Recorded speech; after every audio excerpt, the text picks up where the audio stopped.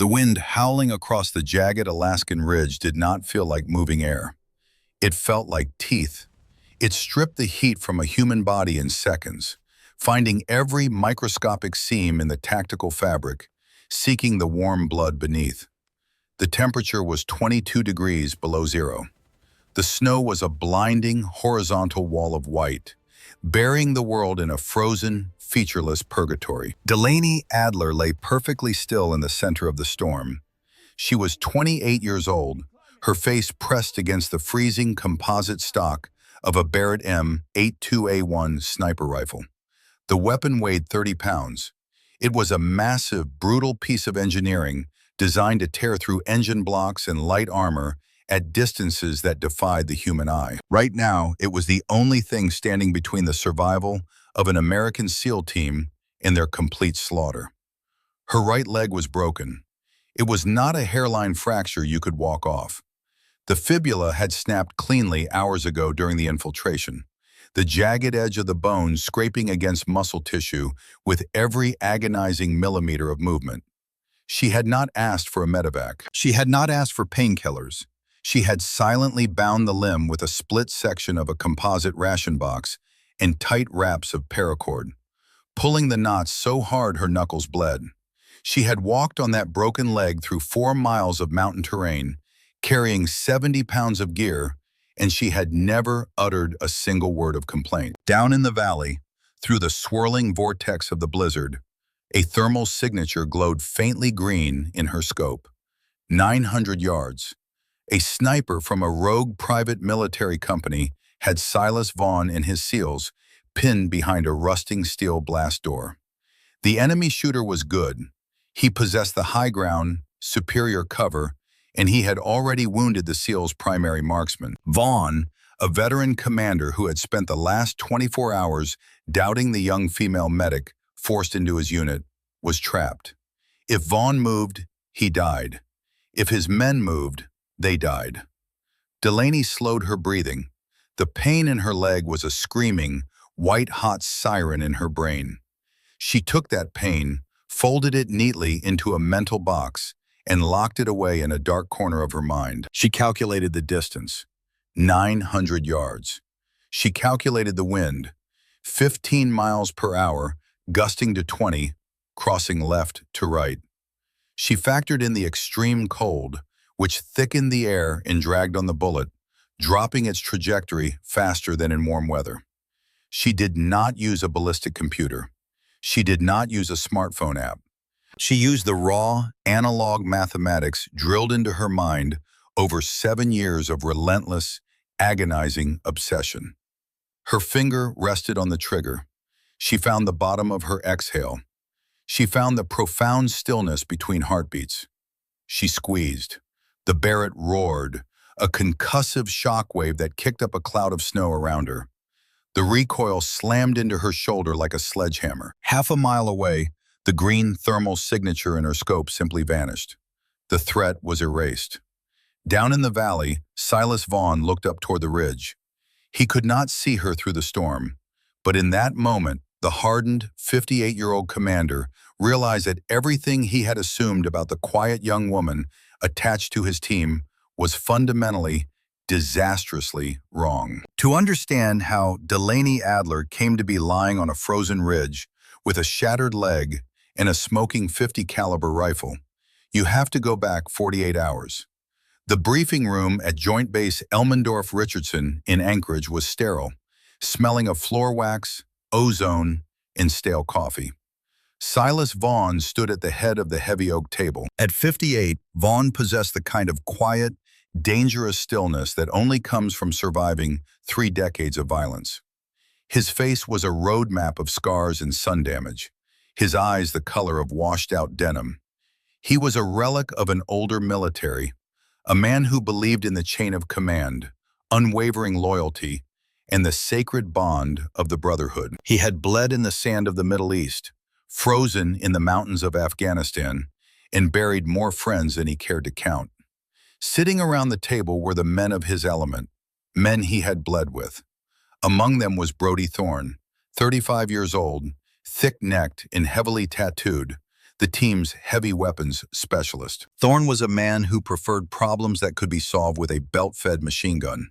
He was a blunt instrument, aggressively protective of his team, and fiercely distrustful of outsiders. On the large digital monitor mounted to the wall was the face of General Alden Kincaid. Kincaid was a political creature. At 65, his uniform was immaculate, his silver hair perfectly parted. He had not seen dirt under his fingernails since the 1990s. He waged wars from soundproof rooms in the Pentagon, moving operators across global maps like plastic pieces on a board. Vaughn respected the rank, but he harbored a deep, silent contempt for the man wearing it. The mission, Kincaid explained in his smooth, measured baritone, was a retrieval operation. Deep in the Alaskan interior, buried beneath a mountain of granite and ice, sat an abandoned Titan II missile silo. It was a ghost from the Cold War, a massive underground complex built in the 1960s to house nuclear weapons pointed at the Soviet Union. Decommissioned in the late 80s, the facility had officially been sealed and forgotten. But according to Kincaid, intelligence indicated that a rogue faction of military contractors had quietly breached the silo. They were using the heavily fortified off-the-grid facility to store stolen defense data, a physical hard drive containing Black Book operational protocols. Vaughn's team was to infiltrate the silo, neutralize any resistance, recover the drive, and exfiltrate before a massive winter storm grounded all air support. It was a smash and grab, dangerous given the confined spaces of a subterranean bunker, but nothing Vaughn's men had not handled a dozen times before, in places much hotter and less forgiving than Alaska. There was just one complication. The heavy door of the briefing room opened with a soft click. Delaney Adler walked in. She wore standard-issue fatigues, carrying a heavy medical kit slung over her shoulder. She was 28, lean and athletic, with dark hair pulled back into a tight regulation bun. Her eyes were a pale, striking gray. They were the eyes of someone who was constantly measuring the exits, constantly calculating distances. She did not swagger. She did not shrink. She moved with an economy of motion that spoke of supreme physical discipline. General Kincaid's voice echoed from the speakers. "This is Specialist Adler. Your primary medic has been sidelined with a torn rotator cuff. Adler is stepping in. She is fully certified in tactical combat casualty care." Thorne leaned back in his chair, the heavy legs scraping loudly against the linoleum floor. He looked Delaney up and down, his expression radiating undisguised skepticism. "With all due respect, General," Thorne said, his voice a low, gravelly rumble, "we're dropping into a confined underground structure in the middle of a sub-zero blizzard. We don't need a backup medic. We need another shooter. If things go sideways in the dark, a young woman lugging a trauma bag is just going to slow us down. I don't want to be babysitting when the brass starts flying." The room went dead silent. It was an offensive statement, blunt and aggressive. In the modern military, it was the kind of comment that generated paperwork and disciplinary hearings. But this was not the modern military. This was a room full of Tier 1 operators, and Thorne was voicing the unspoken concern of every man at the table.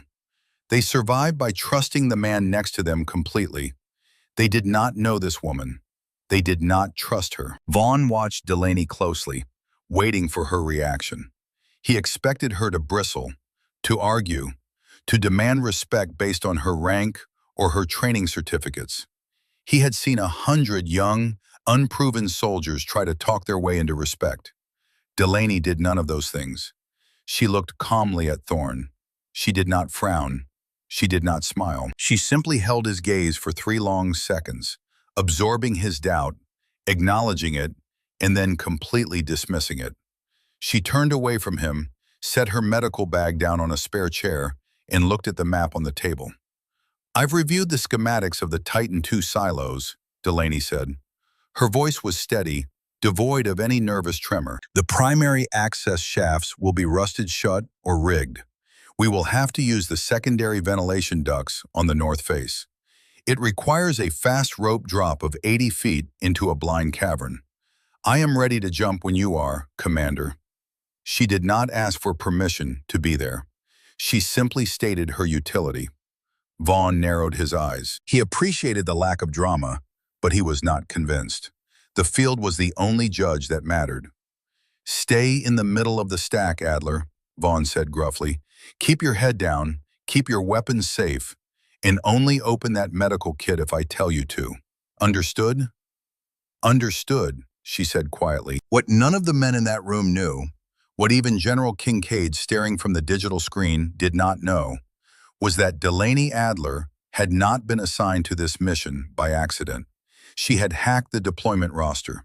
She had manipulated the medical rotation schedules. She had spent 7 years moving like a ghost through the military bureaucracy to ensure that she was in this exact room, on this exact day, going to this exact location. She was not there for a hard drive. She was there for a ghost of her own. 20 years ago, in 2006, a SEAL operator with the call sign Phantom Actual had been betrayed during a black operation in the Middle East. He had been left behind, sold out by the very intelligence apparatus that was supposed to guide him. The military declared him killed in action. They folded a flag, handed it to a weeping widow, and closed the file. But 7 years ago, in 2019, 21-year-old Delaney had received a blank envelope in the mail. Inside was a piece of paper with a string of alphanumeric codes. It took her months to break the cipher. When she did, it revealed coordinates. The coordinates pointed to an abandoned Titan II silo in Alaska. Phantom Actual was her father, Garrett Adler. And Delaney knew, with the cold certainty of a daughter who had never stopped grieving, that the man who had sold her father out was currently staring at them from the monitor on the wall. General Alden Kincaid. The infiltration began at 0200 hours. The MH-47 Chinook helicopter tore through the black Alaskan sky, the massive twin rotors beating the freezing air into submission. Inside the cargo bay, the world was bathed in the eerie, blood-red glow of the tactical lights. The noise was deafening, a mechanical roar that vibrated right through the bone marrow. Vaughn sat near the open ramp, the frigid wind whipping his face. He looked down the line of his men. They sat in profound silence, lost in their pre-mission rituals, checking and rechecking gear, racking charging handles, tapping magazines. He looked at Delaney. She sat beside Thorne, her helmet strapped tight, her night vision goggles flipped up. She was checking the seals on her trauma kit. Her movements were precise, methodical. She did not look nervous. She looked like a machine calibrating itself for a violent task. The crew chief held up a single finger. 1 minute. The helicopter flared, slowing as it hovered over a jagged plateau of granite and ice. The pilot could not land. The terrain was too uneven. They would have to fast rope down to a narrow ledge leading to the silo's ventilation shaft. The wind outside was a monster, gusting unpredictably, throwing clouds of blinding snow into the open ramp. Go, go, go! Vaughn went first, grabbing the thick braided rope and sliding down into the dark. Thorne followed, his heavy machine gun strapped tight across his back. Delaney was third. She stepped out onto the edge of the ramp, grabbed the rope with heavy leather gloves, and dropped. The descent was fast. The wind grabbed her instantly, twisting her body in the air. She controlled the spin, keeping her boots locked around the rope, her eyes focused on the narrow stone ledge rushing up to meet her. 10 feet from the ground, the helicopter suddenly lurched upward, hit by a massive thermal updraft. The rope snapped taut, violently yanking Delaney sideways. She swung like a pendulum, flying away from the drop zone. Before she could brace herself, she slammed hard into the sheer granite face of the mountain. The impact was brutal.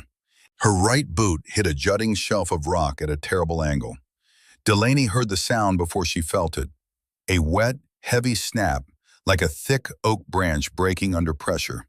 The sound traveled up her leg and echoed in her skull. She fell the remaining 5 feet, landing in the deep snow on the ledge. For 2 seconds, there was no pain, only the sickening realization of what that sound meant. Then the shock receded, and the agony arrived. It was a blinding, paralyzing wave of torment that washed over her vision in sheets of white. Her fibula, the smaller bone in her lower leg, was fractured. She lay in the snow, gasping, the wind stealing the air from her lungs. She looked up. The rest of the team was already moving toward the dark maw of the ventilation tunnel, their forms shadowy ghosts in the blizzard. No one had seen her hit the wall. The roar of the helicopter and the screaming wind had drowned out the sound of the bone breaking. Delaney squeezed her eyes shut. The pain was begging her to stay down. It was begging her to key her radio, to call for an abort, to tell Vaughn she was broken and needed a medevac hoist. It was the standard protocol. It was the right thing to do. But if she called for a medevac, the mission would be delayed. They would lose the window. She would be pulled out, and Kincaid's trap, whatever it was, would snap shut. She would never find the bottom of the silo. She would never find her father. Delaney opened her eyes. They were completely devoid of fear. She dragged herself toward the rock wall, pulling her body through the snow. She found a thick, rigid piece of rusted metal bracket that had fallen from the old silo infrastructure. It was straight and hard. She pulled a length of 550 paracord from her tactical vest. With shaking hands, she pressed the metal bracket against the outside of her right calf. She wrapped the paracord around her leg, over the thick winter fabric of her uniform, pulling it viciously tight. The pressure forced the broken ends of the bone into a crude alignment. A single, suppressed groan escaped her lips as she pulled the final knot tight. Cold sweat poured down her face, freezing instantly against her skin. She reached for her rifle. Using it as a crutch, she forced herself up. Her right boot touched the snow. She put 10% of her weight on it. The pain spiked, threatening to make her pass out. She breathed through it. She put 20%, then 50. She locked her jaw. She took a step, then another. She limped into the dark mouth of the tunnel, merging seamlessly into the back of the patrol formation, just as Vaughn turned around to check the head count. "Status?" Vaughn whispered over the internal comms. "Up," Thorne grunted. "Up," the others echoed. "Up," Delaney said. Her voice was perfectly level. Not a single tremor betrayed the fire raging in her leg. They moved deeper into the mountain. The transition from the screaming Alaskan blizzard to the interior of the Titan II silo was like stepping into a tomb. The air was stagnant, heavy with the smell of oxidized iron, damp concrete, and the distinct, oily tang of old hydraulic fluid. It smelled like the 1980s military-industrial complex left to rot in the dark. Vaughn took point, moving with the slow, deliberate grace of a predator. He swept his rifle barrel across the dark spaces, his night vision goggles painting the world in shades of luminous green. The concrete walls were massive, curving around the central missile shaft. Thick bundles of cables hung like dead vines from the ceiling. They descended a rusted metal stairwell, their boots making no sound. Delaney moved carefully. With every step down, the shock of the impact traveled straight up her fractured leg. She altered her gait, masking her limp, absorbing the pain in her core rather than letting it show in her shoulders. She watched the angles. She watched the shadows. They reached sublevel 1, a long, cavernous corridor lined with heavy blast doors that used to house the launch control centers. Vaughn held up a fist. "Stop." He knelt, inspecting the ground. There were fresh tracks in the dust, tactical boots, and the dust was disturbed in a way that suggested recent, heavy movement. "We're not alone," Vaughn whispered. "PMCs. Stay sharp. Check your corners." They moved forward in a tight stack. Thorne was up front, his heavy machine gun tucked tight into his shoulder. Behind him was a young SEAL named Hayes, carrying a breaching shotgun. Delaney was in the middle. They reached an intersection. The corridor branched left and right. Hayes stepped forward to clear the left angle.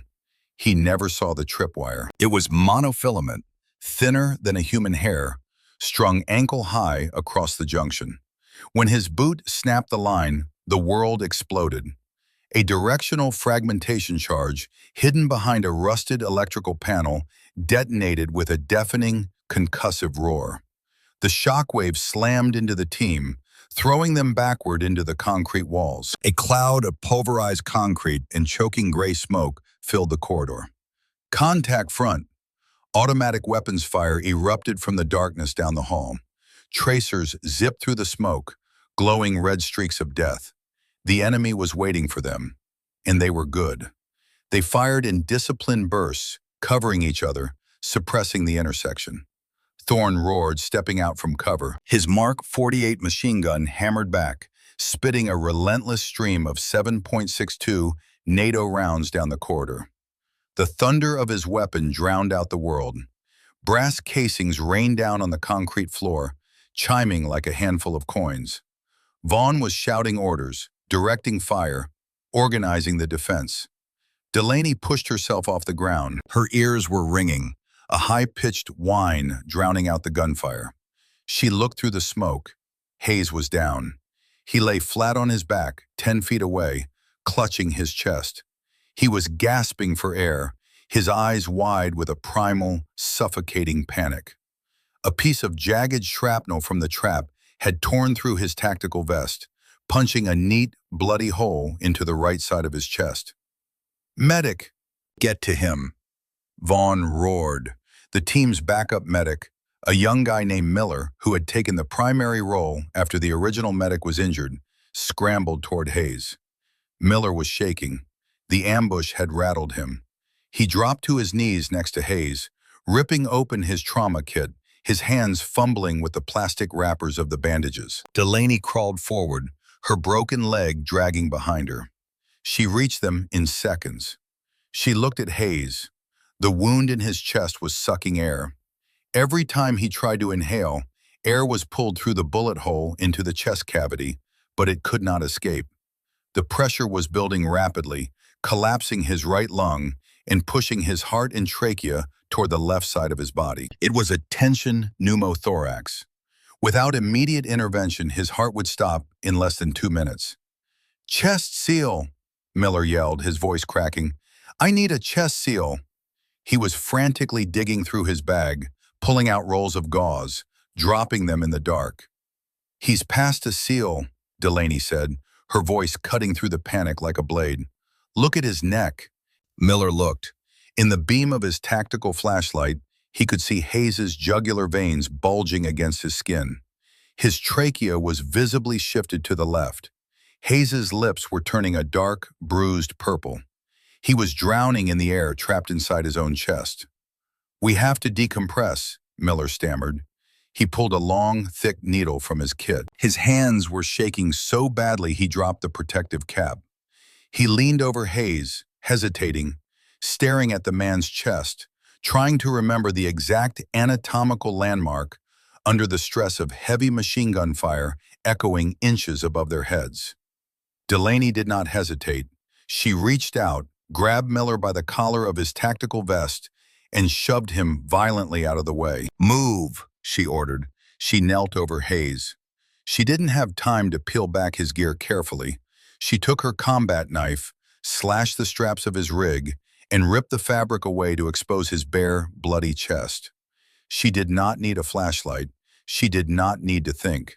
She had run this procedure 1,000 times in the dark, in the rain, in the mud. She took the 14-gauge needle from the ground.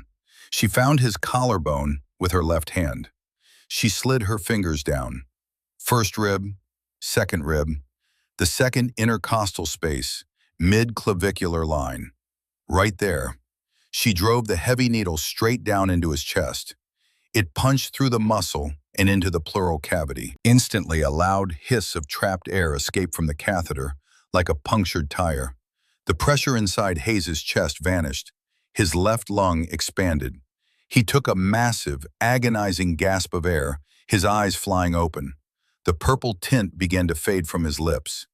Delaney withdrew the needle, leaving the plastic catheter in place to allow the air to continue venting. She slapped a one-way chest seal over the entry wound to secure it. It took her exactly 3 seconds. She didn't wait for Hayes to thank her. She didn't look at Miller, who was staring at her in stunned silence. She grabbed her M4 carbine, rolled to her left, bringing her weapon up to cover the flank. Her face was a mask of pure, unyielding focus. 10 feet away, Silas Vaughn was changing a magazine behind a concrete pillar. He had watched the entire sequence. He had seen medics freeze under fire before. He had seen good men die because the guy with the medical bag couldn't control his adrenaline. But what he had just witnessed from Delaney Adler was something entirely different. It wasn't just competence, it was a cold, calculated ruthlessness. She had moved with a mechanical precision that completely ignored the chaos around her. She didn't act like a young backup medic trying to prove herself. She acted like a veteran who had seen this exact nightmare 100 times before and found it boring. Vaughn slammed the fresh magazine into his rifle and sent the bolt forward. He looked at the woman crouching in the dark, her rifle steady, her eyes scanning for threats. Brody Thorne was wrong. Delaney Adler was not going to slow them down. She was the most dangerous person in the room. "Fall back," Vaughn yelled over the gunfire. "We're pushing right. Move." The team broke contact, laying down a heavy base of suppressing fire as they dragged Hayes around the corner, deeper into the labyrinth of the Titan II silo. Delaney provided rear guard, her rifle barking short, controlled bursts into the dark. Every time she planted her right foot, the broken bones ground together. The pain was nauseating, sending cold spikes of electricity up her spine. She ignored it. She fed it into the furnace of her anger, using it to keep herself hyper-focused. They retreated down a secondary access tunnel, moving away from the main power grid. The emergency lighting here was dead.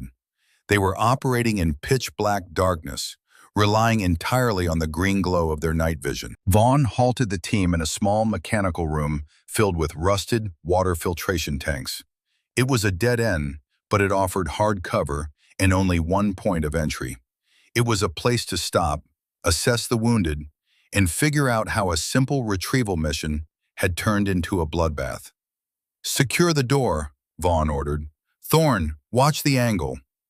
Vaughn crouched next to Hayes. The wounded SEAL was breathing steadily now, the color back in his face, though he was out of the fight. Miller was applying secondary bandages, his hands finely steady, though he kept shooting nervous glances at Delaney. Vaughn stood up and walked over to where Delaney was kneeling by the door, her rifle pointed down the dark hallway. "Good work on the needle," Vaughn said quietly. His voice was no longer gruff. It was measuring. "Just doing my job, Commander," Delaney replied, not taking her eyes off the hallway. "Where did you deploy before this?" Vaughn asked. "I've never deployed, Commander. I've been assigned to the hospital unit at Elmendorf for the last 3 years. Vaughn stared at the side of her face in the green light. That was a lie, or at least, it was a half-truth hiding something massive.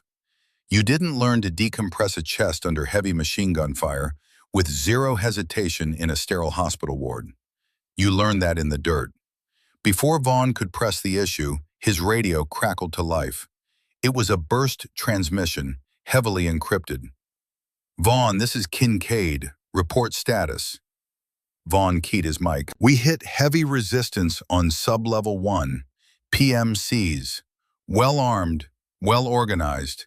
They knew we were coming, General. We have 1 man down, stabilized but combat ineffective. Requesting immediate exfil and a quick reaction force to secure the site." There was a long pause on the radio, only the hiss of static. "Negative on the exfil, Commander," Kincaid's voice came back, smooth and detached. "The blizzard has grounded all birds. You are on your own. Proceed with the primary objective. Secure the data drive. Do not abort. I repeat, do not abort. Kincaid out." Vaughn lowered his radio. He looked at Thorne, who shook his head in disgust. "He's leaving us in the meat grinder," Thorne muttered. "Typical brass. Sitting in a warm chair in D.C. while we bleed on concrete." "We follow orders," Vaughn said, though the words tasted like ash in his mouth. "We find the drive. We hold until the weather clears." Delaney lowered her rifle slightly. She looked at Vaughn. She knew the truth. Kincaid was not waiting for the weather to clear. Kincaid had sent them down here to die. The PMCs were not guarding the data drive from the SEALs. The PMCs had been hired by Kincaid to eliminate the SEALs. It was a sanitization operation, and she knew exactly what Kincaid was trying to sanitize. The data drive was a myth. There was no stolen intelligence in the Titan II silo. The only thing hidden in this frozen concrete tomb was a man. A man who had been locked in the dark for 20 years. A man who knew the secrets Alden Kincaid had committed treason to bury. Garrett Adler. Delaney adjusted her grip on her rifle. Her leg throbbed with a sickening, rhythmic pulse. The paracord was biting into her skin, cutting off the circulation. She knew that if she didn't get surgical intervention within the next 12 hours, she risked losing the leg entirely to compartment syndrome or necrosis. She did not care. She would trade the leg for her father's life without a second of hesitation. "We need to go deeper," Delaney said, breaking the silence in the room. Vaughn looked at her. "Deeper? The data core is supposed to be on sub-level 2. "It's not on sub-level 2, she said flatly. "The architecture of these silos includes a sub-basement. Level 4. It's not on the official blueprints. It was designed as a final fallout shelter for the high command. If they are hiding something valuable, it's down there." "How do you know that?" Thorne demanded, his eyes narrowing. "You're a medic." "I read books, Thorne," Delaney replied smoothly. Vaughn stared at her. He was a man who trusted his instincts, and his instincts were screaming that Delaney Adler was holding a deck of cards she wasn't showing. But his instincts were also telling him that she was the most capable operator in the room right now. "We move to sub-level 2, Vaughn decided. "If the drive isn't there, we look for the access to level 4. Thorne, take point. Adler, you're on my 6. They moved out of the mechanical room, slipping back into the dark corridors. The silence of the silo was profound, broken only by the faint, distant hum of a generator somewhere far below. It meant the facility had power. It meant someone was maintaining life support. As they crept down a narrow, descending stairwell, Delaney felt a vibration in the concrete beneath her boots. It was rhythmic, heavy. She held up a hand. "Stop." Vaughn froze. "What is it?" "Listen," she whispered. At first there was nothing. Then Vaughn heard it. The heavy, metallic clank of combat boots on steel grating. It was coming from the corridor below them, and there were a lot of them. "Movement," Thorne whispered, peering through his night vision scope down the stairwell. "I got heat signatures. 6, no, 8 targets. Heavy armor. They're moving in formation. They're hunting us." "We're bottlenecked here," Vaughn said, rapidly assessing the tactical geometry. "If they push up these stairs, they'll chew us to pieces. We need a fallback position with a wider field of fire." "There is a maintenance gantry overlooking the central missile tube," Delaney said quickly. "It's 50 yards back the way we came. We can set up a fatal funnel at the entrance." "Move," Vaughn ordered. They retreated up the stairs, moving as fast as the darkness and their wounded man would allow. Delaney pushed herself harder, ignoring the fiery agony in her leg, her mind calculating angles and distances. They reached the maintenance gantry. It was a wide, steel-grated platform that ringed the massive, empty, cylindrical shaft where the Titan II missile used to sit. The drop into the dark was at least 100 feet. The only way onto the gantry was through a single, heavy steel door. Thorne set up his machine gun behind a rusted control console, aiming the barrel directly at the door. Vaughn took up position behind a thick steel pillar on the left. Delaney knelt behind a stack of metal crates on the right, providing a crossfire angle. "We hold here," Vaughn said. "No one fires until they breach the door. Let them commit." The wait was agonizing. The adrenaline in Delaney's system was a cold, sharp chemical burn. She checked the chamber of her M4. A brass cartridge gleamed in the dim light. She pushed the bolt closed. Outside the heavy steel door, they heard the sound of approaching footsteps. Then, dead silence. The enemy was stacking up, preparing to breach. Delaney closed her eyes for a fraction of a second. She pictured the man locked in a cell somewhere beneath her feet. She pictured the face of Alden Kincaid on the monitor. The heavy steel door suddenly groaned. Sparks flew as a thermal breaching torch cut through the locking mechanism in seconds. The door was kicked open. A flashbang grenade bounced onto the steel grating of the gantry.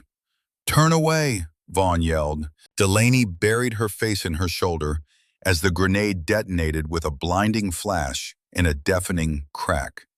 Before the sound had even faded, the PMC operators stormed through the door, their rifles raised, moving with the brutal efficiency of highly trained killers. Thorne opened fire. The heavy machine gun roared, turning the doorway into a storm of lead. The first two PMCs were caught in the open, the heavy 7.62 rounds tearing through their body armor, throwing them backward into the corridor. But the others kept coming.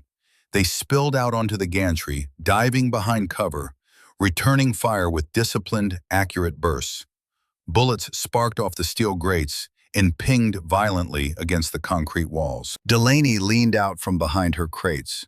She didn't spray. She didn't panic. She fired single, aimed shots. Crack! A PMC trying to flank Thorne took a round in the gap under his arm and collapsed. Crack! Another enemy soldier, rising to throw a grenade, caught a bullet in the throat and fell backward, the grenade dropping harmlessly over the edge of the gantry into the dark abyss below. She moved like a machine, her breath steady, her eyes cold. She was a surgeon, and her rifle was the scalpel. Vaughn fired from his position, dropping a man who was trying to push the center. He glanced over at Delaney. She was reloading, her hands moving in a blur of practiced muscle memory. The empty magazine hit the grating. A fresh one was seated, the bolt released, and she was back in the fight in under 2 seconds. But there were too many of them.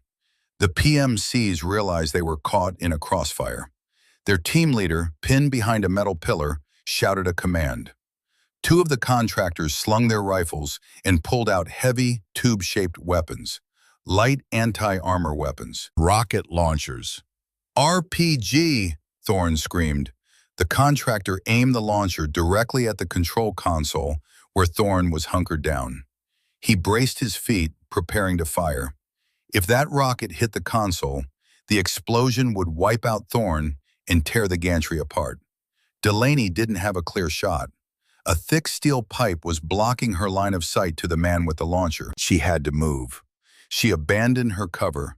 She stepped out into the open, completely exposed to the enemy fire. She threw her weight under her broken right leg. The bone ground violently. A wave of blackness threatened to overtake her vision. She screamed, a raw, primal sound of absolute exertion, and took 2 agonizing steps to the left, clearing the steel pipe. She raised her rifle. The PMC had his finger on the trigger of the rocket launcher. Delaney fired. The 5.56 round hit the contractor square in the center of his face mask. His head snapped back, his finger clenching in a death spasm. The rocket fired, but the trajectory was thrown wildly off course. It streaked upward, missing Thorne by inches, and slammed into the concrete ceiling high above them. The explosion was catastrophic. Massive chunks of concrete and steel rained down from the roof. The blast wave hit the gantry, shaking the entire structure. Delaney was thrown off her feet. She hit the steel grating hard, her broken leg twisting beneath her. The pain was no longer a fire, it was a universe. She lay there gasping, staring up at the raining debris. The remaining PMCs, realizing they had lost their heavy weapons and were taking heavy casualties, broke and retreated back through the doorway, dragging their wounded into the corridor. The gantry fell into a profound silence, save for the sound of falling dust and the heavy breathing of the surviving SEALs. Thorne slowly stood up from behind the console. He looked at the spot where the rocket had hit the ceiling. Then he looked at Delaney, who was lying on the grating, clutching her rifle. He walked over to her. He didn't say anything at first. He just looked down at her. He saw the crude paracord splint on her leg. He saw the blood soaking through the fabric. "You've been walking on that since the drop, haven't you?" Thorne said, his voice quiet. Delaney looked up at him. She didn't answer. She didn't need to. Thorne reached down, grabbed the strap of her tactical vest, and effortlessly hauled her to her feet, supporting her weight so she didn't have to put pressure on the broken bone. "I owe you an apology, Adler," Thorne said, looking her dead in the eye. "I said you were going to slow us down. I was wrong. You just saved my life." Delaney took a breath, fighting back the nausea. "We're not done yet, Thorne." Vaughn walked over. His face was grim. He looked at Delaney's leg, then at her face. "How long can you keep moving on that?" Vaughn asked. "As long as I need to, Commander." Vaughn nodded slowly. He didn't doubt her anymore. He didn't know who she really was, or why she was so desperate to push deeper into a suicide trap. But he knew she was not going to quit. "We need to find a defensible position," Vaughn said. "They'll regroup and come back harder. We can't hold this gantry forever." He pulled out a heavy, ruggedized tablet from his pack. It held the digital schematics of the Titan II silo they had been given by Kincaid. He tapped the screen, bringing up the layout of Sublevel 2. "According to this, there's a heavy blast door at the end of the north corridor," Vaughn said, pointing at the screen. "It leads to the command center. If we can get inside and seal the door, we can hold them off while we figure out our next move." Delaney looked at the screen. She shook her head. "Don't trust the map, Commander," she said. "What do you mean?" "Kincaid gave us that map," Delaney said, her voice dropping to a low, hard whisper. "Kincaid sent us down here to die. Why would he give us an accurate schematic of the place he's using as an execution chamber?" Vaughn stared at her. The implication hung in the cold air between them. "Then where do we go?" Vaughn asked. Delaney looked around the massive cylindrical missile shaft. She pointed down into the impenetrable darkness below. "Level 4, she said. "The sub-basement. That's where the secrets are. That's where we make our stand." Vaughn looked down into the abyss. It was a descent into the unknown, into a place that officially did not exist. It was tactical suicide. But as he looked at the young woman leaning on her rifle, her broken leg bound with paracord, her eyes burning with a relentless, terrifying determination, Silas Vaughn realized that the only way out of this trap was to go straight through the jaws of it. "Pack it up," Vaughn ordered the team. "We're going down." The descent into the ghost of the Titan base had only just begun. The descent into the lower levels of the Titan II silo was a journey into a monolithic tomb. The architecture was a brutalist monument to the Cold War, a place built with the sole intention of surviving the end of the world. The walls were poured concrete, 10 feet thick, sweating with decades of subterranean condensation. The air was dead, tasting of iron oxide and decaying insulation. The silence was so heavy it had a physical weight, pressing against the eardrums, broken only by the synchronized, tactical footfalls of Silas Vaughn and his surviving SEALs. Delaney Adler walked in the center of the formation. Every downward step on the rusted metal grating was a fresh negotiation with agony. The paracord binding her fractured right fibula was soaked through with blood, freezing into a stiff, dark crust against her uniform. The bone fragments ground together with a sickening friction that radiated straight up her spine. She had been moving on this shattered leg for over 4 hours. Her body was rapidly depleting its reserves of adrenaline, threatening to send her into neurogenic shock. She did not let it happen. She compartmentalized the pain, treating it as just another environmental variable, no different from the sub-zero temperatures or the darkness. She locked her jaw. She kept her rifle raised. She moved. Vaughn took point, his night vision goggles sweeping the cavernous corridors of Sublevel 2. The intelligence General Alden Kincaid had provided promised a data center down here, a server room holding stolen Black Book protocols. It was a lie. The further they pushed into the facility, the more obvious the deception became. There were no servers, There were no rusted relics of the 1980s. The heavy blast doors they encountered were fitted with brand new biometric locks. The security cameras mounted in the corners were modern, high definition, and actively tracking their movements with quiet, motorized whirs. This facility had not been abandoned. It had been secretly repurposed. It was a black site, funded by dark money, operating completely off the grid. Vaughn held up a closed fist. The team halted instantly. He reached for his tactical radio, switching from the short-range internal frequency to the encrypted satellite uplink. He keyed the mic, attempting to establish a connection with the airborne command center. "Command, this is Vaughn.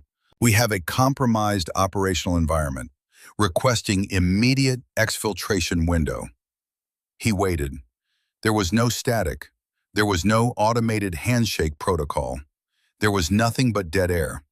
Vaughn checked the diagnostic display on his radio. The signal was not just failing to connect, it was being actively smothered. Someone had activated a localized electromagnetic jamming field. They were completely severed from the outside world. No air support, no quick reaction force, no rescue. Comms are completely black. Thorne stepped up beside him, his heavy machine gun resting tight against his hip. "They're boxing us in, Commander.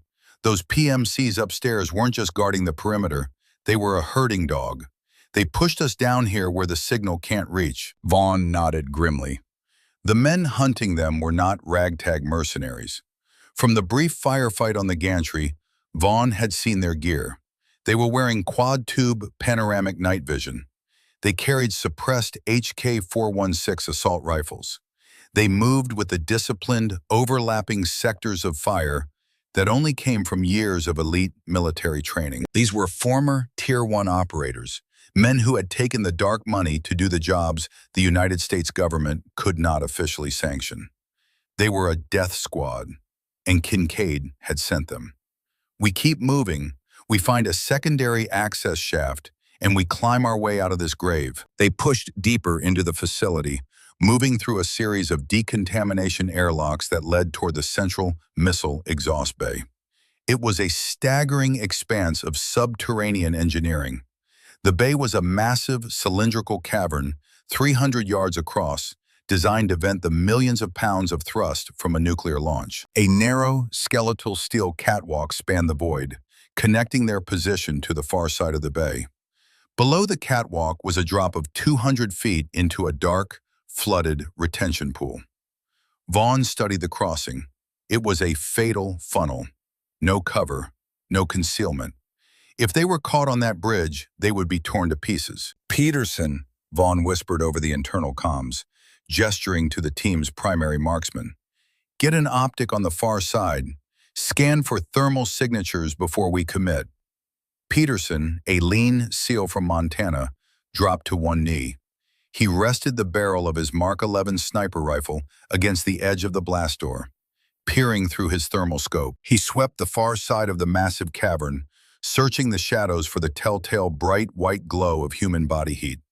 The cavern was filled with ambient thermal clutter. Old generators, venting steam pipes, leaking hydraulic lines. Peterson strained his eyes, separating the environmental heat from biological heat. "I have a heat source. Upper gantry, far side. Looks like a power box. Wait, it's shifting." That was the only warning they got. The crack of a high-velocity rifle echoed through the cavern with the terrifying roar of a thunderclap. Peterson was thrown violently backward. The enemy bullet, fired from nearly 900 yards away, slammed into the heavy steel scope of his rifle, shattering the optic and driving the weapon back into his shoulder with bone-breaking force.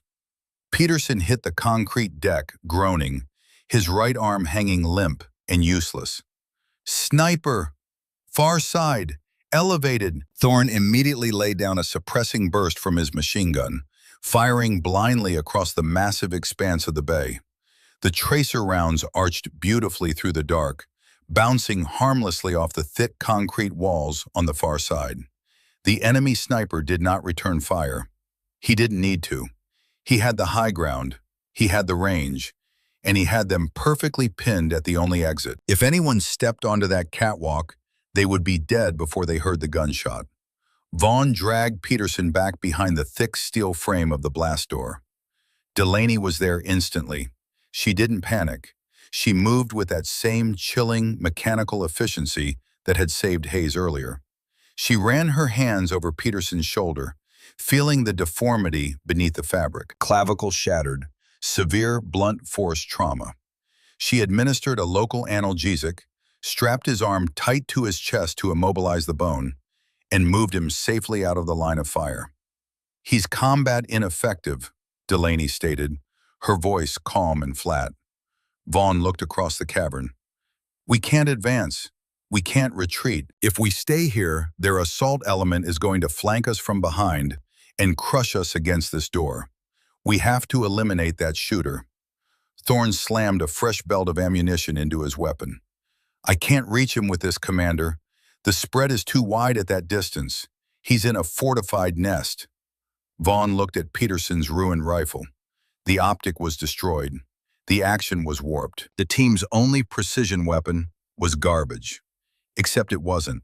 Strapped in a heavy drag bag on Peterson's back was the team's anti-materiel weapon, a Barrett M82A1 50 caliber sniper rifle.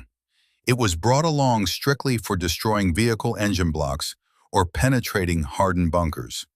It was not a weapon meant for surgical precision against a hidden human target in the dark. It weighed 30 pounds. Its recoil was punishing. Vaughn reached for the drag bag, pulling the massive weapon free. He deployed the heavy steel bipod and rested the rifle on the floor. He looked at it. He was an assault leader, a close quarters specialist. He had not qualified on a long gun in 15 years. To make a 900-yard shot across a subterranean cavern with unpredictable wind drafts and no ballistic computer was a statistical impossibility for him. Delaney Adler stepped forward. Her right leg dragged slightly against the concrete. She unslung her medical bag, letting it drop to the floor. She reached down and took the heavy Barrett 50 caliber rifle from Vaughn's hands. Vaughn stared at her. "Adler, what are you doing?" "I am going to clear the bridge, Commander." She didn't wait for permission. She crawled forward on her elbows and knees, dragging her broken leg behind her until she reached the very edge of the doorway. She pushed the heavy steel bipod of the Barrett out into the open space, resting the massive weapon on the cold concrete ledge. Thorne watched her in disbelief. "Adler, you can't make that shot. You're a medic. That's 900 yards in a wind tunnel. The bullet drop alone is going to be 10 feet. You don't have a kestrel. You don't have an atmospheric app. You're firing blind." Delaney ignored him. She pressed her cheek against the cold composite stock of the rifle. She flipped up the lens caps of the high-power optic. This was her sanctuary. This was the place where all the noise, all the pain, all the fear of the world disappeared.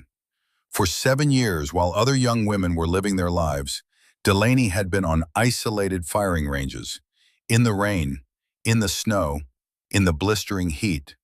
She had fired tens of thousands of rounds. She had memorized the ballistic tables until they were burned into her retinas.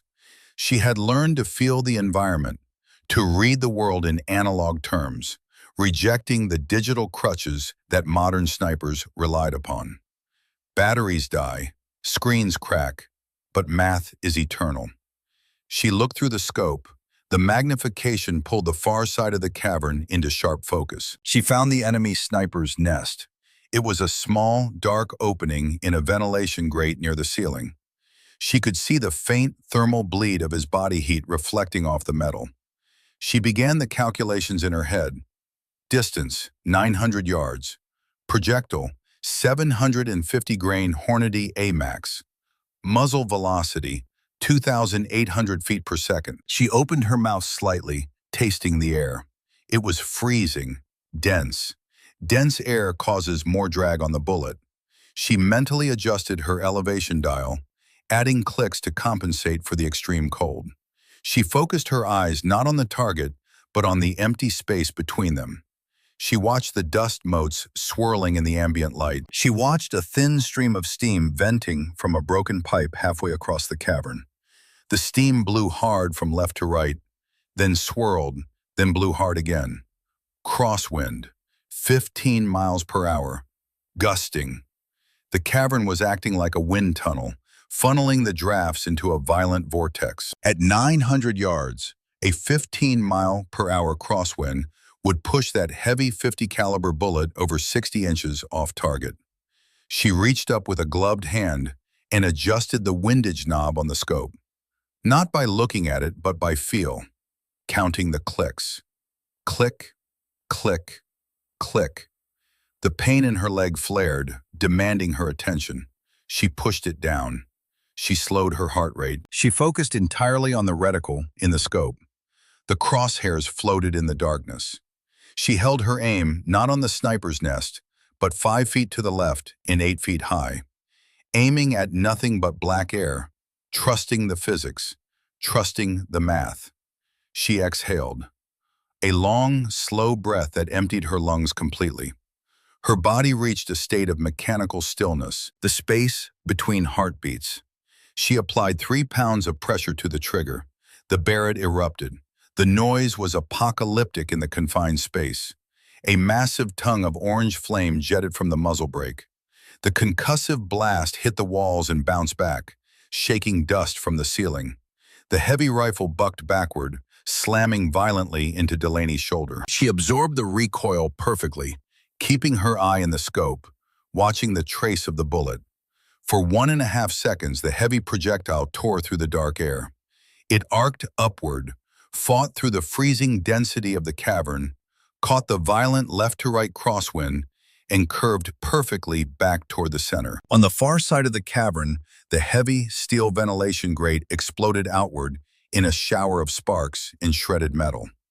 The .50 caliber round hit the enemy sniper's center mass. The kinetic energy transfer was catastrophic. The thermal signature in the grate simply vanished, replaced by the rapidly cooling splatter of organic matter against the concrete wall. Delaney smoothly pulled the heavy bolt of the rifle back. A massive smoking brass casing the size of a cigar ejected, clattering onto the concrete floor. She pushed the bolt forward, chambering another round. She held her position, scanning the darkness. "Target destroyed," she said quietly. "The bridge is clear." Behind her, Silas Vaughn and Brody Thorne stared in profound, stunned silence. They were elite warriors. They had seen incredible feats of marksmanship, but what they had just witnessed defied logic. A young medic with no environmental reading equipment, using a borrowed anti-materiel rifle, had just made a surgical, first-round impact at 900 yards in a subterranean crosswind. Thorne swallowed hard. He looked at the smoking barrel of the Barrett, then looked down at Delaney. "Good God!" Vaughn stepped forward. He knelt beside her. The adrenaline of the firefight was momentarily eclipsed by a chilling, terrifying realization. He looked closely at the woman lying on the concrete. He saw the tight, white lines of pain etched around her mouth. He looked down at her right leg. In the chaotic light of the flashlights, the damage was finally obvious. The fabric of her uniform was torn and soaked with dark, freezing blood. The crude paracord wrapping had slipped slightly, revealing the grotesque, swollen deformity of the calf muscle beneath. The lower leg was angled in a way that defied anatomy. "Miller!" Vaughn barked, his voice sharp with sudden alarm. "Get over here now!"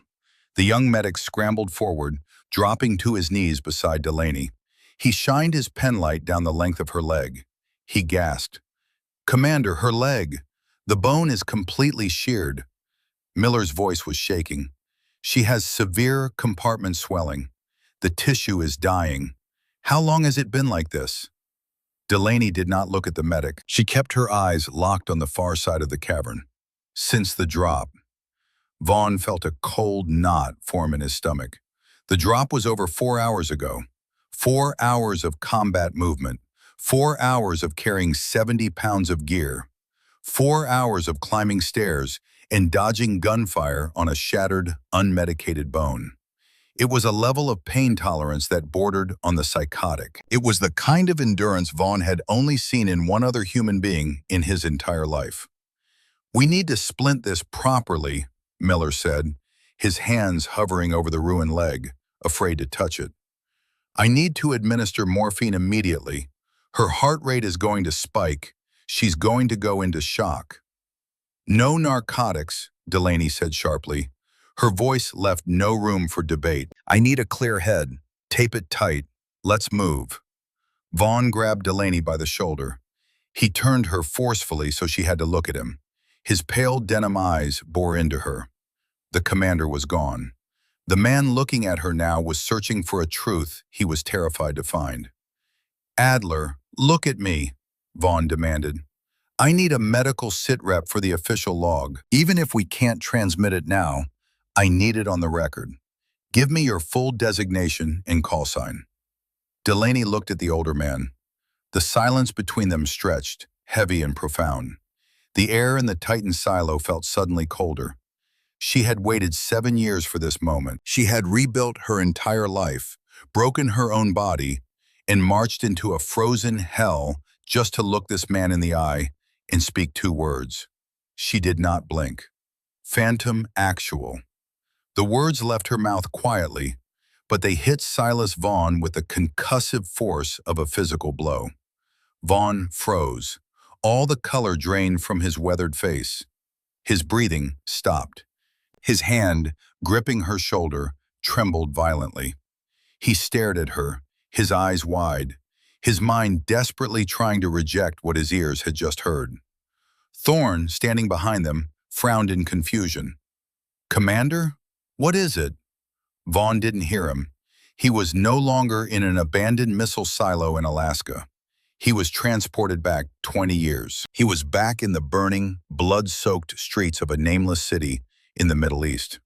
It was 2006. The air smelled of cordite and burning rubber. He was young. He was pinned down in a crumbling building. And the man covering his flank, the man who held the line so Vaughn could drag his wounded brothers to safety, the man who stayed behind as the enemy swarmed the compound, was Garrett Adler, his best friend, his brother. Call sign, Phantom Actual. Vaughn had watched the building collapse in a hail of rocket fire. He had sat in the debriefing room at the Pentagon and listened to General Alden Kincaid explain how the intelligence was flawed, how the target was moved, how Garrett Adler had made the ultimate sacrifice for his country. Vaughn had carried the agonizing weight of that survivor's guilt every single day for 2 decades. Vaughn slowly released his grip on Delaney's shoulder. He rocked back on his heels. "Garrett," Vaughn whispered, his voice cracking. "Your father was Garrett Adler." "Yes," she said, "but Garrett is dead. I was there. I watched the compound fall." "He didn't die, Commander." Delaney's voice was remarkably gentle, yet as hard as diamond. "He was captured. He was traded." Vaughn shook his head violently. "No. Command said he was KIA. They gave your mother a flag." "They gave my mother a lie." Delaney reached into the tactical pouch on her chest rig. Her fingers, stained with dirt and her own blood, pulled out a small, folded piece of paper encased in a waterproof sleeve. It was weathered, the ink faded, the paper brittle with age. She held it out to Vaughn. 7 years ago, this arrived in the mail. No return address. It was routed through a dark web proxy server in Eastern Europe, then printed and mailed from a post office in Virginia. It was a letter. Vaughn took the plastic sleeve with trembling hands. He shined his flashlight on the paper. It was a series of mundane sentences about the weather, about an old fishing trip on a lake that didn't exist. It made no sense. "It's an analog cipher," Delaney explained. "A one-time pad encryption based on the page numbers of a specific field manual from 1998. It took me 6 months to break it. When I did, it gave me a set of GPS coordinates. These coordinates." She pointed a finger at the concrete floor of the Titan silo. "My father is alive, Commander. He is being held in a black site cell at the very bottom of this facility, on level 4. He has been down here in the dark for 20 years. Vaughn stared at the letter. His mind was racing, connecting terrifying dots. If Garrett was alive, if he had been held here in an American black site, then the intelligence failure in 2006 was not a mistake. It was intentional. Kincaid. Vaughn breathed the name like a curse. Delaney nodded. Kincaid was the intelligence handler for that mission. He sold my father's position to a hostile government in exchange for access to a uranium smuggling network. It was a career-making intelligence coup for Kincaid. He got his stars. My father got a cage. But why bring him here? Thorne asked, stepping closer, his voice low and dangerous. Why keep him alive? Leverage, Delaney said. My father knew Kincaid was dirty. He had gathered evidence before the mission. Kincaid couldn't kill him without risking a dead man's switch releasing that evidence. So Kincaid made him vanish. He buried him in a hole that doesn't exist on any map. Vaughn looked at the men around him. He looked at Thorne. He looked at Miller. He looked at the wounded Peterson. Then why send us? Vaughn asked, the horrific reality of their situation finally settling over him like a suffocating blanket. If Kincaid is hiding him here, why send a SEAL team to breach the facility? Because the dead man's switch expired, Delaney said coldly. My father is no longer useful. He is just a liability. Kincaid needs to sanitize this facility. He needs to erase the evidence, erase the prisoner, and erase the men who do the erasing. She looked Vaughn dead in the eye. We are not a retrieval team, Commander. We are the cleanup crew. And those PMCs upstairs, they are the cleanup crew for the cleanup crew. Kincaid sent us here to fight our way in, take the casualties, exhaust our ammunition, and die. When we are all dead, the PMCs will collapse the silo, burying my father and us beneath 1,000,000 tons of granite. The official report will say we died in a tragic training accident in the Alaskan wilderness. Kincaid retires with a pension. The ghosts stay buried. The silence in the cavern was profound. The cold reality of the betrayal hit the men harder than the sub-zero wind. They had given their lives, their bodies, their unwavering loyalty to the uniform. And the man wearing the stars on that uniform had thrown them into a meat grinder to cover up his own treason. Thorne's massive hands tightened around the grip of his machine gun. The knuckles turned white. His jaw was clenched so tight the muscles stood out like steel cables. That son of a bitch, Thorne growled. That immaculate Pentagon son of a bitch. Vaughn stood up. He walked to the edge of the cavern, looking out into the pitch-black void. He felt a profound, exhausting age settle into his bones. He had spent his life following orders. He had trusted the chain of command. Now that chain was a noose around his neck. He turned back to look at Delaney. She was still sitting on the floor, her broken legs stretched out awkwardly in front of her. She was a 28-year-old medic. She had no authority. She had no rank to command a Tier 1 operational element, but she had outshot them. She had out-endured them. She had seen the trap while they walked blindly into it, and she carried the blood of Garrett Adler in her veins. Vaughn walked back to her. He didn't look down at her as a subordinate. He looked at her as an equal. He looked at her as the commanding officer of her own war. You hacked the roster to get on this team, Vaughn said. It was a statement, not a question.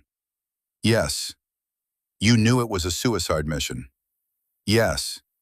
And you walked in anyway, to save a man you haven't seen since you were a child, on a leg that should have put you in a trauma ward. I am not leaving this mountain without him, Commander. Delaney's voice was steady. The loyalty in her eyes was a terrifying, beautiful thing. It was the purest expression of honor Vaughn had seen in 20 years. Vaughn reached down and hauled Delaney to her feet.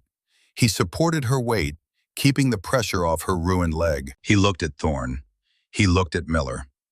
General Kincaid issued an order to retrieve a data drive, Vaughn said, his voice echoing in the cavern, hard and resonant.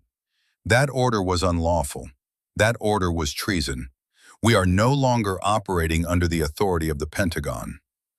Vaughn unclipped his encrypted radio from his vest, the radio that was supposed to be their lifeline to Kincaid. He threw it onto the concrete floor. He raised the heel of his heavy combat boot and brought it down violently, smashing the radio into 100 pieces of shattered plastic and silicon. As of this moment, Vaughn announced, his eyes burning with a cold, righteous fury, we are operating under the authority of the Brotherhood. We are going to level 4. We are going to find Garrett Adler, and we are going to burn this facility to the ground. Thorne racked the bolt of his heavy machine gun. The metallic clack was the loudest sound in the world. Copy that, Commander. Let's go hunt. Delaney Adler leaned heavily against the concrete wall. She took a deep breath of the freezing air. The pain in her leg was excruciating, a relentless fire that threatened to consume her. But as she looked at Silas Vaughn and his men who had just committed mutiny to stand beside her, the fire transformed. It was no longer just pain, it was fuel. We crossed the bridge, Delaney said, her voice ringing with the natural authority of a leader stepping into the light. We move fast. They know we're here. They know the sniper is down. The assault team will be moving to intercept. She took a step forward.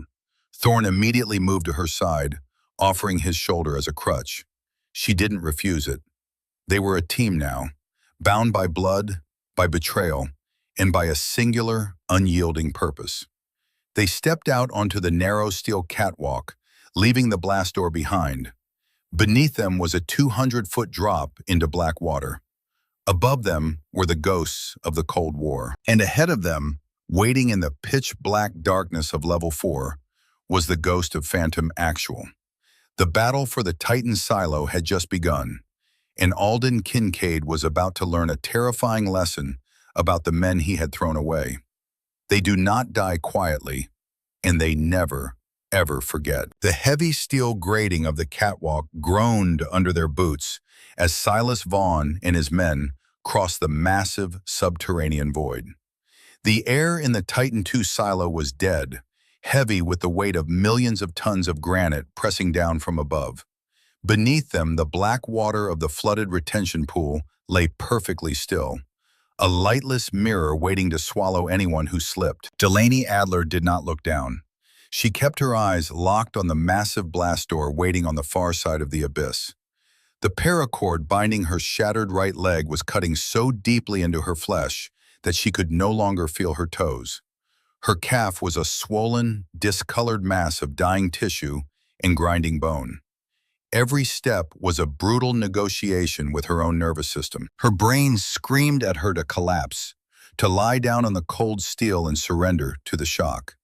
She answered that scream with a cold, relentless silence. She leaned her weight onto her M4 carbine, using it as a crude crutch, and kept walking. Brody Thorne walked half a step behind her, his massive frame shielding her back. He kept his heavy machine gun raised, sweeping the dark upper galleries where the enemy sniper had died just minutes before. He watched the way Delaney moved. He saw the violent tremor in her shoulders every time her right boot touched the metal grating. He had carried grown men who wept from lesser injuries. This 28-year-old woman was carrying the weight of a 20-year betrayal, and she was doing it without making a single sound. The profound respect Thorne felt for her in that moment fundamentally altered how he viewed the world. They reached the far ledge. The blast door leading to Sublevel 4 was a monolithic slab of reinforced steel, sealed shut by a digital locking mechanism that glowed with a dull, angry red light. Vaughn stepped up to the terminal. He wiped the dust from the keypad. It was dead to any standard override codes. He looked back at his men. Peterson was slumped against the wall, cradling his shattered arm. Hayes was breathing shallowly, the plastic chest seal Delaney had applied rising and falling with a wet, sticky sound. Miller was watching the rear, his eyes wide with the exhaustion that comes from prolonged terror. "We need to cut through," Vaughn ordered, looking at Thorne. "Get the thermal torch." Before Thorne could unsling the heavy cutting gear from his pack, a sound echoed through the cavern. It was not the sound of boots. It was a low, mechanical hiss. Deep within the walls of the silo, heavy industrial valves were turning. The massive ventilation turbines, dormant for decades, suddenly shrieked to life with a deafening metallic grind. The air pressure in the cavern dropped instantly, popping their eardrums. Vaughn whipped his head around, his tactical flashlight cutting through the dark. From the ceiling vents 50 feet above them, a thick, heavy white fog began to cascade downward. It did not drift like smoke. It poured like a liquid, heavy and unnatural, hugging the concrete walls and rolling toward the floor of the catwalk. "Gas!" Thorne yelled, taking a step back. Vaughn recognized the faint, sweet smell of rotting fruit carrying on the sudden draft. It was an organophosphate nerve agent, sarin, or something worse, synthesized in a black laboratory. General Alden Kincaid had realized his hit squad had failed. He had realized the SEALs were pushing deeper into the facility. Kincaid was executing his final sanction. He was flooding the entire lower section of the silo to ensure nothing biological survived. "Masks on!" Vaughn roared over the sound of the turbines. The men scrambled for their tactical respirators, pulling the heavy rubber masks over their faces and tightening the straps. But Vaughn knew it was a futile gesture. Their standard-issue filters were designed for riot control gas, not military-grade nerve agents. Within 10 minutes, the chemical would eat through the charcoal lining. It would absorb through their exposed skin. Their nervous systems would short-circuit, their lungs would paralyze, and they would drown in their own fluids on the cold concrete. "We have less than 5 minutes before this whole bay is saturated," Vaughn said, his voice muffled through his respirator. "We can't cut through that door in time. The torch takes 15 minutes to burn through 3 inches of hardened steel." He looked at the white fog creeping across the catwalk, swallowing the steel grates. He looked at his wounded men. He looked at Delaney. Vaughn made the only decision a commanding officer of his generation knew how to make. He reached into his tactical vest and pulled out a block of C4 plastic explosive and a remote detonator. "Thorne, you take the men. Take Adler. Move back across the catwalk. Climb the secondary maintenance shaft we passed on level 2. It vents to the surface. It will be a hard climb, but the gas is heavier than air. It will settle down here. You can outrun it." "What about you, Commander?" Thorne asked, though the grim look in Vaughn's eyes already provided the answer. "I'm going to pack this C4 into the primary ventilation intake above this door," Vaughn said, pointing to a massive grated tunnel directly above them. "When I blow it, the structural collapse will seal this section. It will buy you the time you need to climb. And you'll be trapped on this side of the collapse," Delaney said. Her voice was steady, echoing slightly through her mask. Vaughn looked at her. "I left your father behind 20 years ago, Adler. I have lived with that ghost every single day. I am not leaving his daughter down here. Go. That is an order." Delaney Adler did not move. She looked at the creeping white fog. She looked at the massive intake tunnel above the door. She looked at the structural blueprints she had memorized over 7 years of obsessive study. She understood the fluid dynamics of enclosed subterranean spaces. She understood physics. "No, Commander," Delaney said. Vaughn stepped toward her, his anger flaring. "I gave you an order, Specialist." "Your order is based on bad math," Delaney shot back, refusing to yield an inch. "If you blow the intake, you won't seal the gas. The pressure differential will force the chemical agent straight up the maintenance shaft you want us to climb. You will kill us all, and you will die for nothing." Vaughn stopped. The cold certainty in her eyes gave him pause. "What is your alternative?" "We don't seal the tunnel," Delaney said, pointing up at the massive steel grating of the intake. "We use it. The turbines Kincaid activated are pumping the gas down. But this facility was designed to vent million-degree rocket exhaust out of the mountain in seconds. If we breach the main exhaust manifold behind that wall, the natural vacuum of the Alaskan wind rushing across the mountain peak will create an updraft so violent it will suck every ounce of air out of this room. It will pull the gas up and out," Thorne realized, looking at the ceiling. "Exactly," Delaney said. But we don't need a 15-minute thermal cut. We need brute force. Pack the C4 directly onto the locking hinges of this blast door. We blow the door inward. The explosion will shatter the hinges, giving us entry, and the overpressure from the blast will rupture the weakened exhaust manifold behind it. It was a brilliant, incredibly dangerous piece of analog engineering.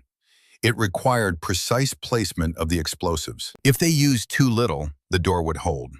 If they used too much, the concussive wave bouncing off the thick concrete walls would turn their internal organs to jelly. "Do it," Vaughn ordered. Thorne moved with terrifying speed. He took the blocks of C4 from Vaughn, molding the pale, clay-like explosive directly onto the massive steel hinges of the blast door. He jammed the blasting caps deep into the center of the charges, unspooling the firing wire as he backed away. "Everyone back! Get behind the pillars! Open your mouths and cover your ears!" Thorne yelled. Delaney dragged herself behind a thick concrete support column. She opened her mouth to equalize the pressure in her sinuses, clamping her hands hard over her ears. Thorne squeezed the detonator. The explosion was a physical entity. It ripped the air out of their lungs. A blinding flash of orange fire illuminated the cavern, followed instantly by a shockwave that lifted Delaney off the ground and slammed her back against the concrete. Dust and pulverized rock rained down in a deafening cascade. The heavy blast door, weighing over 4 tons, was ripped from its frame.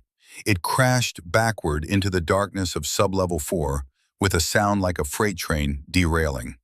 For 5 seconds, the air was completely still. Then, Delaney's theory became reality. The explosion had cracked the massive exhaust manifold deep inside the walls. The violent, freezing wind tearing across the Alaskan mountain peak hundreds of feet above them found the breach. A massive, howling updraft was born. The pressure in the room inverted. The white, creeping fog of the nerve agent suddenly stopped its advance. It whipped backward, swirling into a violent vortex before being sucked violently upward into the ceiling vents and out through the ruptured manifold. The air was ripped from the cavern, replaced by the freezing, clean draft of the outside world. "Clear," Thorne coughed, pulling his mask down. Vaughn stood up, shaking the concrete dust from his shoulders. He looked at the gaping black hole where the blast door used to be. He looked at Delaney. She was leaning heavily against the pillar, her eyes closed, fighting to stay conscious. "You saved us, Adler," Vaughn said quietly. Delaney opened her eyes. "Let's go get him." They stepped over the ruined steel door and descended into the pitch-black darkness of sublevel 4. This was the true black site. There were no fluorescent lights here. There was no hum of standard machinery. The walls were raw, unfinished rock and thick plates of welded iron. The air was freezing, carrying the undeniable scent of prolonged human isolation. It smelled like a medieval dungeon buried beneath modern concrete. They moved down a narrow corridor lined with solid iron doors. Most were hanging open, their interiors empty, coated in decades of dust. But at the very end of the hall, a single door stood closed. A small green LED light blinked steadily on a modern electronic lockbox mounted to the stone wall. "Power," Vaughn whispered. Thorne stepped up to the lock. He didn't bother trying to hack it. He raised the barrel of his heavy machine gun and fired a 3-round burst point blank into the electronic housing. The plastic and silicon shattered. Sparks showered the floor. The heavy internal deadbolt released with a loud, metallic clack. Vaughn reached out. His hand was trembling. He had commanded men in the most hostile environments on Earth, but pushing this door open was the hardest physical act of his life. The heavy iron swung outward. The cell was 10 feet by 10 feet. A single, bare bulb hung from the ceiling, casting a harsh, unforgiving light. There was a stainless steel toilet in the corner, a metal cot bolted to the floor, and a small table. Sitting on the edge of the cot was a man. He wore faded gray prison scrubs, threadbare and stained.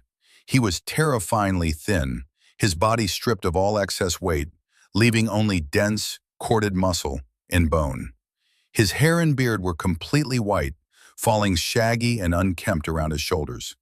His face was a map of deep lines in old white scars, but it was his eyes that stopped the SEAL team in their tracks. They were not the eyes of a broken man. They were not the eyes of an animal driven mad by 20 years of sensory deprivation. They were pale gray, sharp as shattered glass, and strikingly lucid. They were the eyes of a Tier 1 operator who had simply been waiting for his extraction. Silas Vaughn took a step into the room. His rifle hung loose on its sling. He stared at the ghost of his past, the guilt of 2 decades crashing down upon him in a suffocating wave. "Garrett," Vaughn choked out, the word barely a whisper. Garrett Adler looked up. He studied Vaughn's face, tracing the lines of age, the gray in his hair. He stood up slowly, his movements stiff but deliberate. He stood at his full height, still an imposing figure despite the starvation. "You got old, Silas," Garrett said.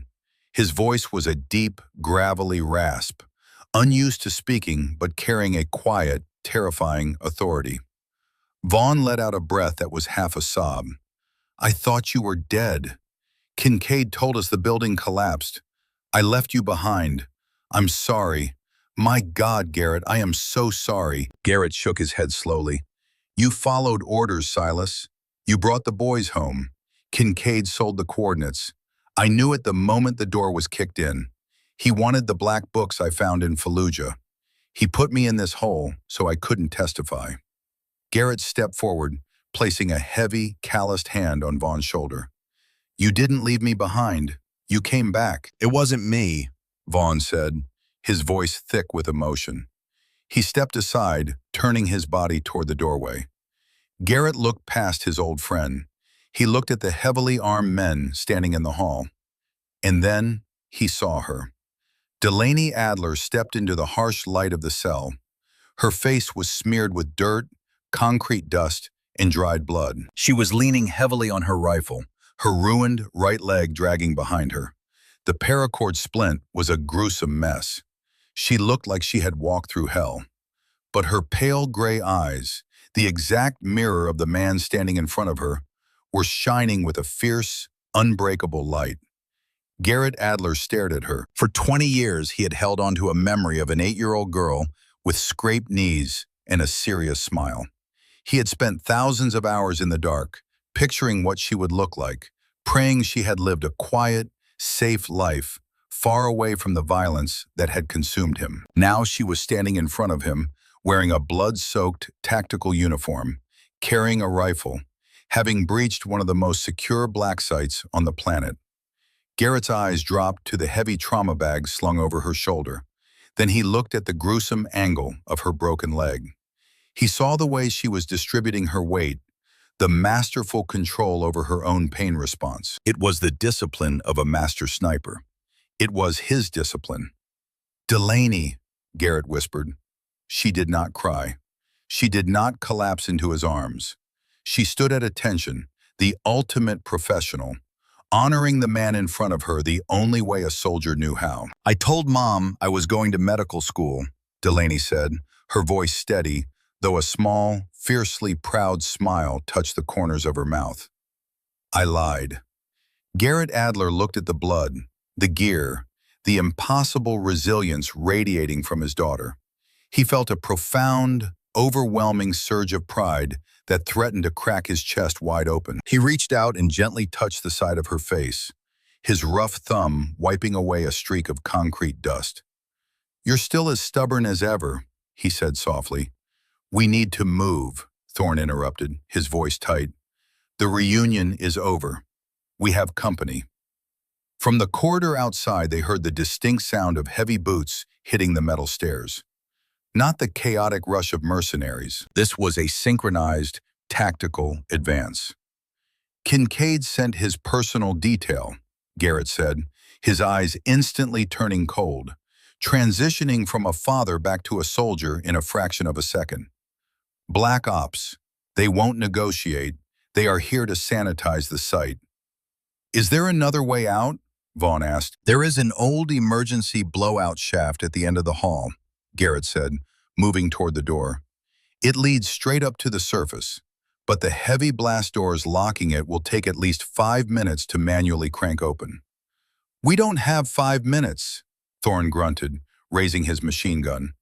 We buy the time, Delaney said. She limped out of the cell, moving down the dark corridor until she found a narrow choke point where the hallway turned. It was a perfect, fatal funnel.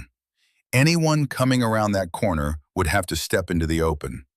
Delaney dropped to the floor.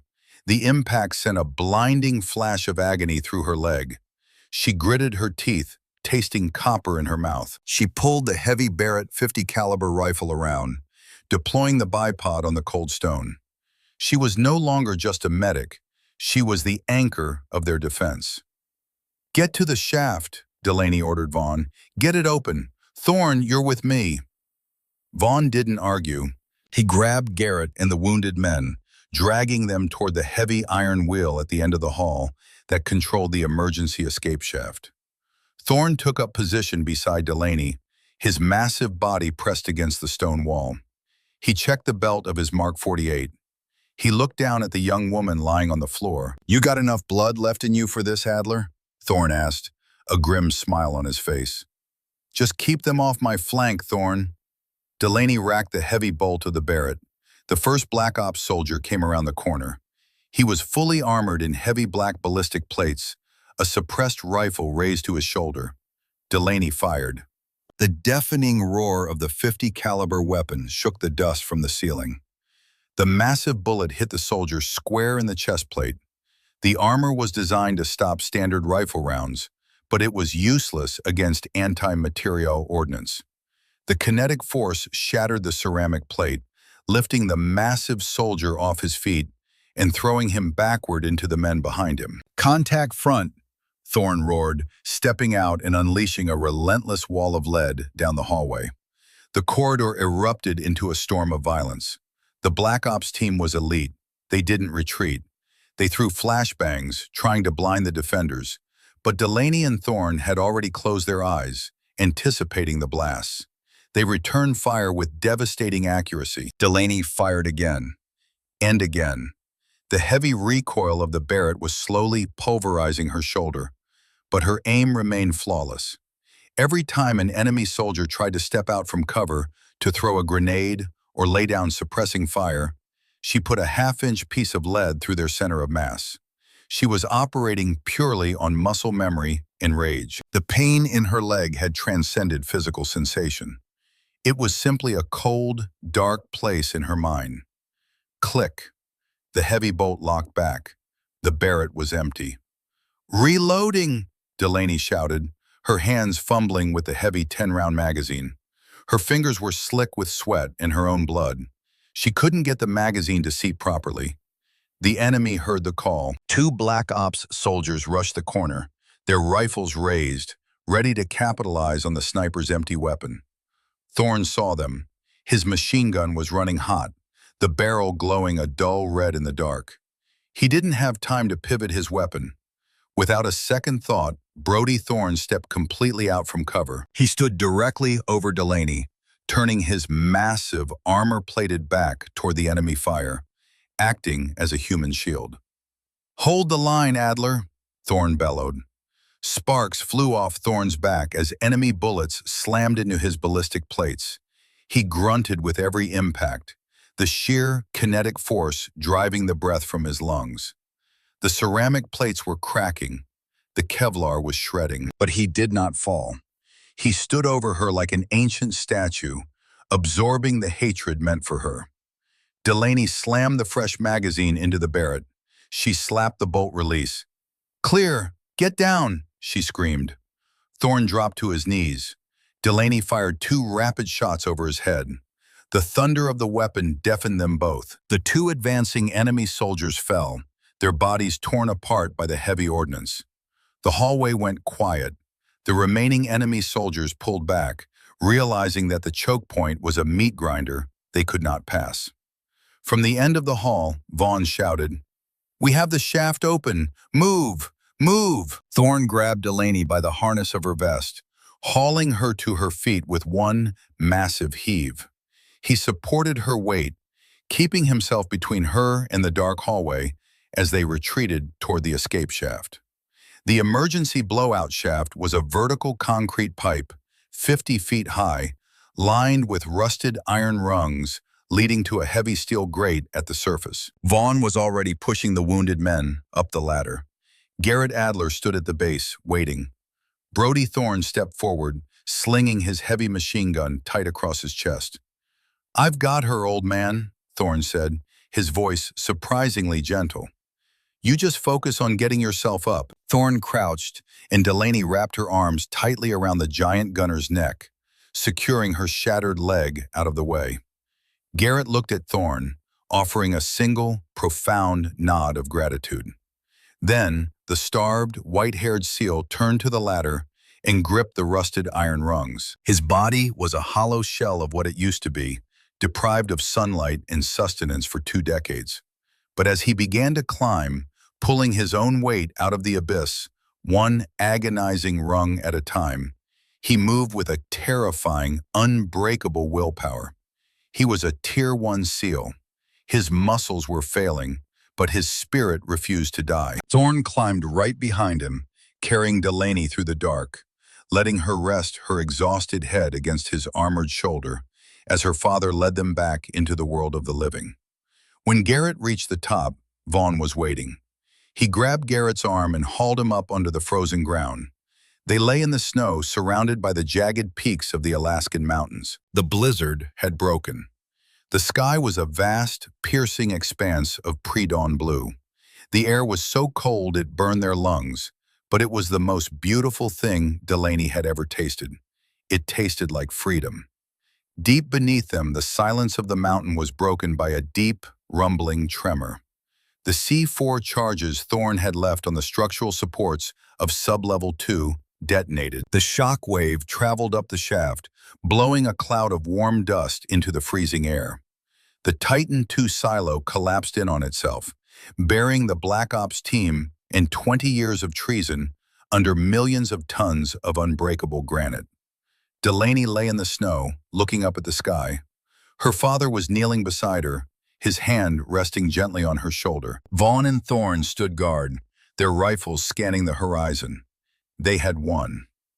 3 weeks later, the hospital room at Joint Base Elmendorf-Richardson was quiet. The morning sun streamed through the window, catching the dust motes in the air. Delaney Adler sat in a wheelchair by the window. Her right leg was encased in a heavy fiberglass cast, elevated on a padded rest. The surgeons had inserted 2 titanium plates and 14 screws to rebuild the shattered bone. They told her she would walk again, but the military would likely medically discharge her. She didn't care. Her war was over. The door opened. Silas Vaughn walked in.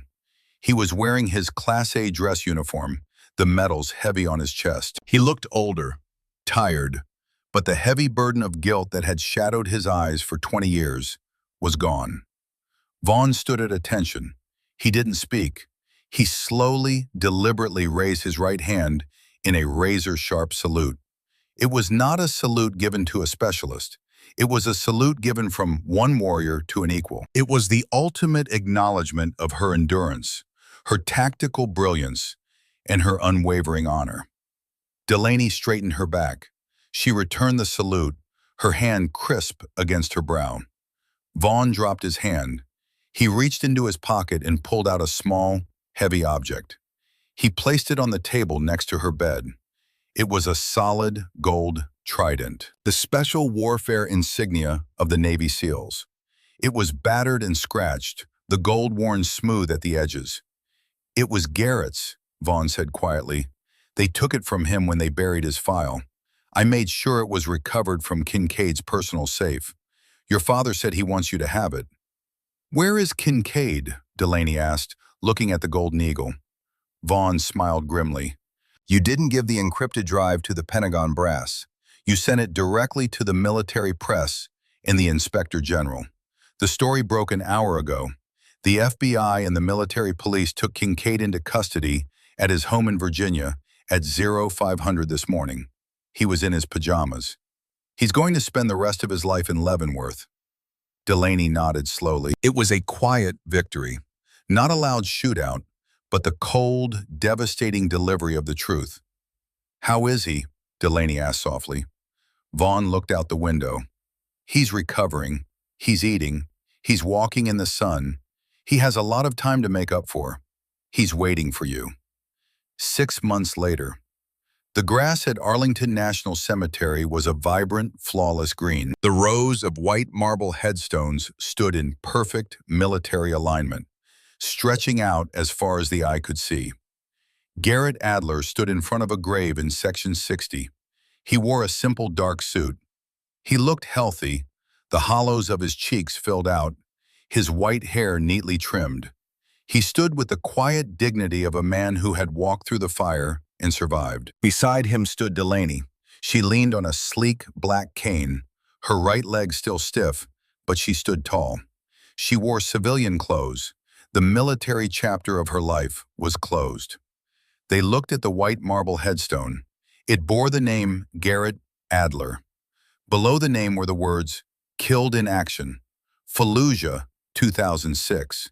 It was a grave holding an empty coffin, a monument to a lie. Garrett reached out with a heavy, calloused hand.